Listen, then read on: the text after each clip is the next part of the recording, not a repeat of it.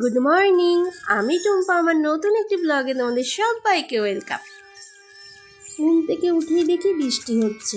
ময়ূর তো চলে গেল পড়তে, ওর আজকে 7টার থেকে পড়া ছিল।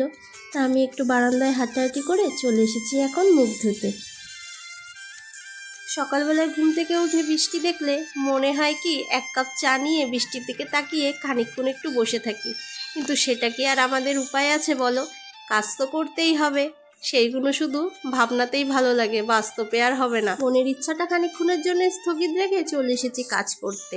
কিছুটা বাসি কাজ করে নিয়েছি, যেমন বিছনা তোলা, ঘর ঝাড় দেওয়া, এগুলো কাজ এগিয়ে নিয়েছি। তারপরে চলে এসেছি রান্নাঘরে। গত দুদিন যেহেতু নিরামিষ গেছে, আজকে তো আমিষ রান্না করতেই হবে। রানী বাজারে চলে গেছিল, বাজার থেকে মাছ নিয়ে চলেও এসেছে।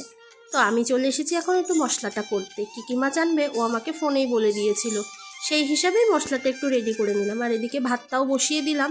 তো প্যাকেটটা খুলে দেখি যা যা মাছ বললো সেগুলোই এনেছে কিনা। আর হট করেই যদি কারেন্ট চলে যায়, এখন তো গরমের দিন, মাঝে মধ্যেই কারেন্টটা খুব ডিস্টার্ব করছে। সে কারণেই সবার আগে মশলাটা রেডি করে নিলাম। ওদিকে তো ভাতটা বসিয়ে দিয়েছি, আর মশলাটাও করা হয়ে গেছে আমার। তাই জন্য এদিকে মাছগুলো সব বের করে পরিষ্কার করে ধুয়ে নিলাম। 3 রকমের মাছ এনেছে, সবটাই আমার ধোয়া হয়ে গেছে। 1 রকমের মাছ আজকে রান্না করব, আর বাকি 2 রকমের মাছ ফ্রিজে তুলে রাখবো।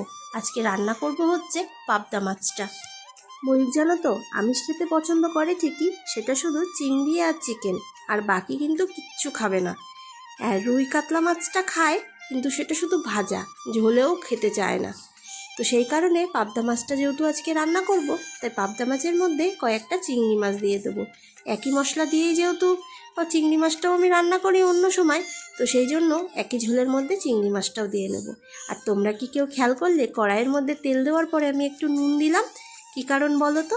তাহলে আঁশ ছাড়া মাছগুলো যেহেতু কড়াইতে একটু লেগে যায়, নুনটা দিয়ে দিলে তাহলে কড়াইতে কিন্তু মাছগুলো আর একদমই লাগবে না। আর বাকি 2 রকমের মাছ আমি ফ্রিজে তুলে রাখলাম। কালকে যেহেতু রথ, সেই কারণে ভাবছি আগামীকাল নিরামিষই খাবো। আর দেখো, যেহেতু কড়াইতে প্রথমেই নুন দিয়েছিলাম, তেলটা গরম হয়ে যাওয়ার পরে মাছগুলো দেখেছো এক ফোঁটাও কিন্তু কড়াইয়ের মধ্যে লাগেনি। খুন্তি দিয়ে একটু নাড়া দিতেই মাছগুলো কিন্তু সুন্দরভাবে উঠে গেল। মানুষ চাইলে পারে না এমন কোনো কাজ নেই।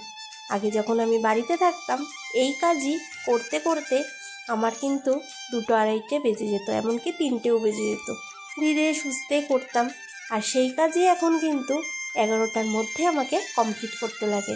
ওইদিকে রান্নার মতো হচ্ছে, এদিকে আমি ওয়াশিং মেশিনে কাপড়গুলো আগেই দেওয়া ছিল, এখন আমি সার্ফ দিয়ে মেশিনটা রেডি করে রাখলাম, একটু পরে চালিয়ে দেবো।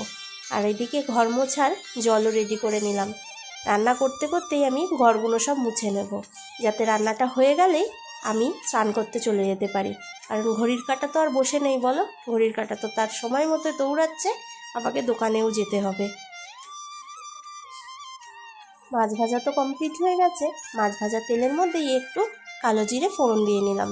তার মধ্যে দিয়ে দিলাম হচ্ছে মশলাটা, সর্ষে, জিরে পাউডার, কাঁচা লঙ্কা আর টমেটো একসাথে পেস্ট করে দিয়ে দিলাম।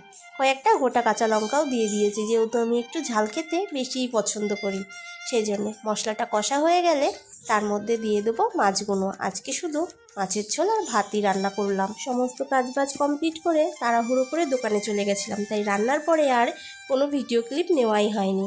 এখন বাড়ি চলে এসেছি, ঘড়িতে টাইম হয়েছে 3টে, তাই রান্নাগুলো তোমাদের সাথে শেয়ার করে নিলাম।